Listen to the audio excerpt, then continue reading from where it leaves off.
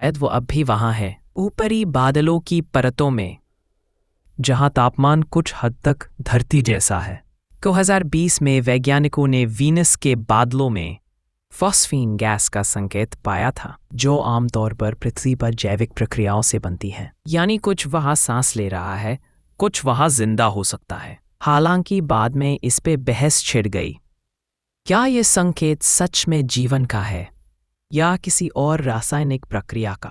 लेकिन दोस्तों, सोचिए, अगर वीनस पर कभी जीवन था और वह एक जिंदा ग्रह से मृत ग्रह में बदल गया, तो क्या ये हमारी पृथ्वी के भविष्य की झलक नहीं हो सकता? धरती पर भी तापमान धीरे धीरे बढ़ रहा है, ग्रीन हाउस गैसें बढ़ रही हैं, बर्फ पिघल रही है, समुद्र का स्तर बढ़ रहा है। कहीं ऐसा न हो कि एक दिन पृथ्वी भी वीनस की तरह एक नरक ग्रह बन जाए। वीनस हमें चेतावनी देता है कि प्रकृति से खिलवाड़ करने की कीमत बहुत भारी होती है। वो हमें दिखाता है कि कैसे एक सुंदर नीला जीवन से भरा ग्रह कुछ ही करोड़ सालों में एक जलते हुए कारागार में बदल सकता है।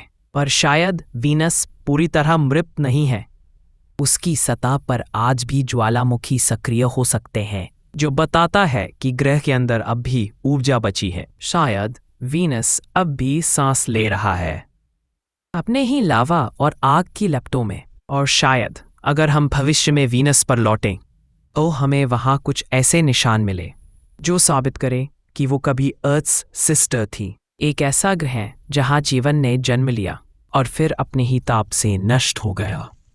वीनस एक दर्पण है दोस्तों, जिसमें हम अपना भविष्य देख सकते हैं।